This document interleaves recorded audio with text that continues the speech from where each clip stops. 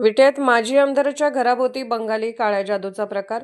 सांगलीच्या विटा येथे निवडणुकीत माजी आमदार सदाशिव पाटील आणि माजी नगराध्यक्ष वैभव पाटील यांच्या घरासमोर काळी जादू करण्यात आल्याचा धक्कादायक घटना समोर आली आहे.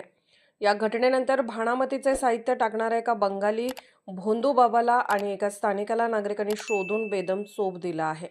भोंदूबाबासह स्थानिक व्यक्तींची धिंड काढत पोलिसांच्या ताब्यात देण्यात आलं आहे.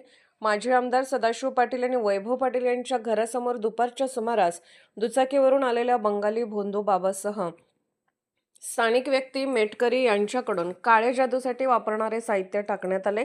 हा प्रकार निदर्शनास आल्यानंतर सदाशिव पाटील यांच्या कार्यकर्त्यांसह नागरिकांनी भाणामतीचा प्रकार करणाऱ्या बंगाली बाबूसह स्थानिक व्यक्तीला शोधून बेदम चोप दिला. त्याची शहरातून धिंड काढत विटा पोलिसांच्या ताब्यात देण्यात आले आहे. ऐन जिल्हा परिषद आणि पंचायत समिती निवडणुकीच्या पार्श्वभूमीवर भाजपच्या माजी आमदाराच्या घरासमोर करण्यात आलेल्या काळ्या जादूच्या प्रकारामुळे विटा शहरात एकच खळबळ उडाली आहे. संबंधित प्रकार समोर आल्यानंतर अनेकांच्या भुवया उंचावल्या होत्या. नागरिक प्रचंड आक्रमक झाले होते. हा प्रकार नेमका कोणत्या कारणातून करण्यात आला हे अद्याप स्पष्ट झालं नाही. विटा पोलिसांकडून दोन्ही आरोपींवर अंधश्रद्धा निर्मूलन कायद्याअंतर्गत गुन्हा दाखल करण्याची प्रक्रिया सुरू करण्यात आली आहे.